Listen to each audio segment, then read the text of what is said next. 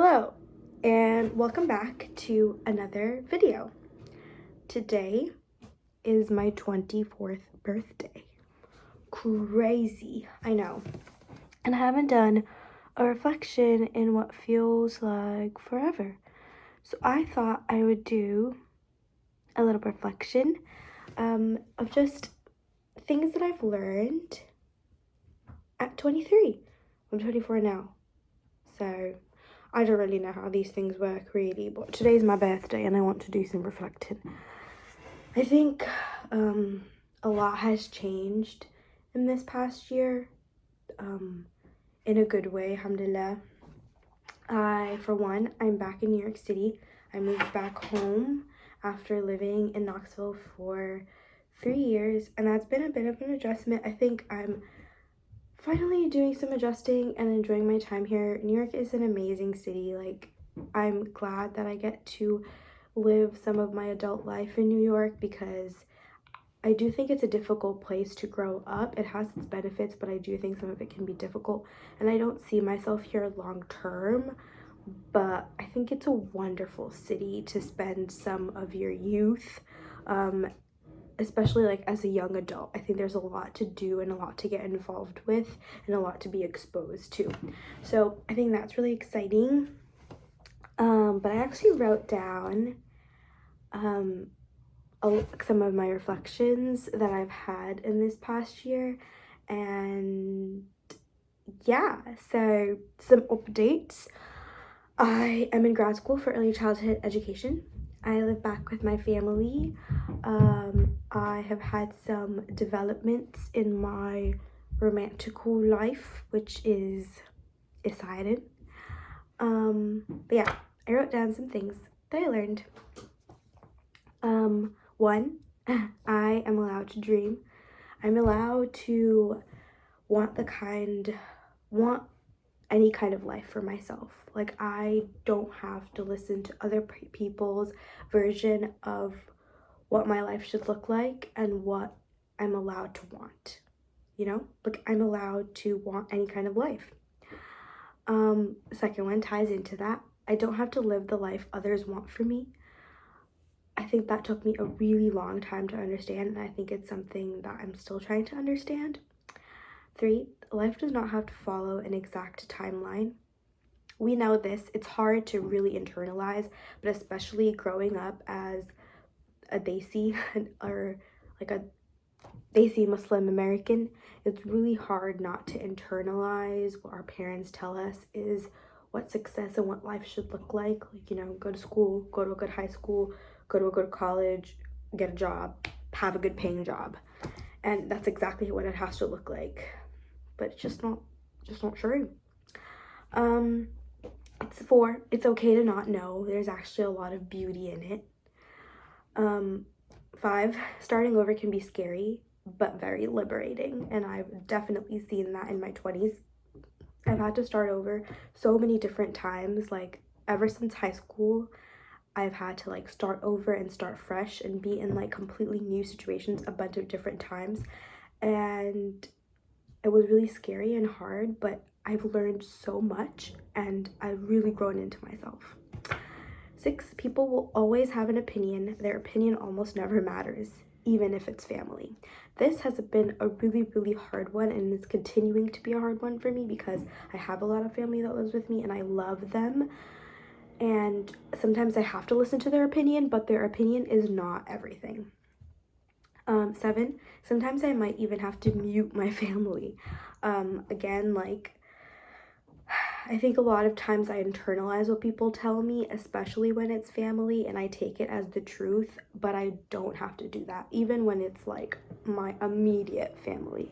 You know, like, I appreciate you caring for me, I love that you care for me, but I can't listen to everything that you say all the time, and your definition of what life should look like is not necessarily the truth. 8, people will see life differently than me, and that's okay. 9, I'm not too much. I'm never too much. Never too much. 10, I would rather be wishy-washy than stop caring. I think that this is just the like headline of my life. especially my teens. I think for a lot of my life, I've always been really wishy-washy about everything. I've always been like really confused and just really back and forth when it came to spirituality, when it came to religiosity, when it came to lifestyle, morals. I was trying to figure stuff out, so I would constantly go back and forth from one extreme to another. And I think for a lot of people, that was really difficult to witness and be a part of. And I get it, because one day you're like, I'm okay with this, and I'm okay with this, and I'm not okay with this. And then, like, I would build these boundaries for myself and then cross them myself. And then, like, yeah, it was really difficult for me to watch and then people to be a part of. But I think the thing that I always tell myself is I would much rather be really wishy-washy and chaotic and confusing than just stop caring altogether or just normalize sin altogether. 11, no one can tell me who to be. 12, I don't have all the answers and I don't have to have them. 13, there's time for everything, time to leave, a time to lead, a time to follow, and a time to learn. This has been a major like part of my life, especially while being in Knoxville. I think, especially with going to Tayseer, I think a lot of times people expected me, and I even expected myself, to like become a leader because of the education that I've gained. But there's a time for everything, and I think the time that I'm in my life right now is more to follow and to learn. And then inshallah, when I become an expert, when I learn more things, then I can become a leader. 14, I can say no, even when it comes to things like dawah. This is a difficult thing for me to fathom as well, because especially when you're in like a vibrant space, in a vibrant community, it becomes really hard to say no and have boundaries. But and that's something that I struggled with, especially in Knoxville. But I think it's healthy to have those boundaries and know your limitations. And that's something that I always struggled with.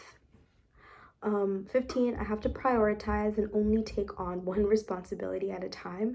I'm not in a point in my life right now where I can multitask and multitask well, and I've been learning that this past semester. I tried to take on a bunch of different things and it was just chaos for me. 16, be protective of energy and sleep. Like, I'm really big on sleep. And those people that say, oh, I only need 5 hours or only need 4, you're lying to yourself.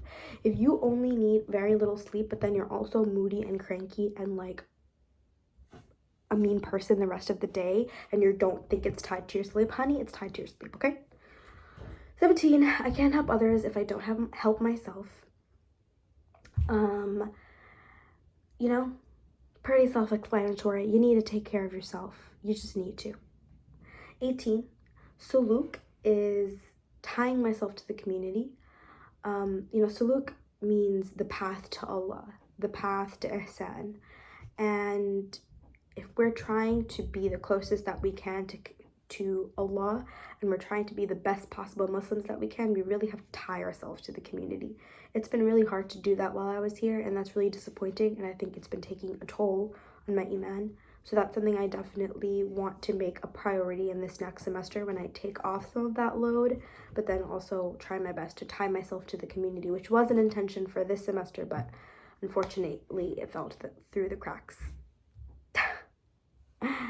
My light flashes in this room. I'm gonna go fix it. And then you can also see my outfit.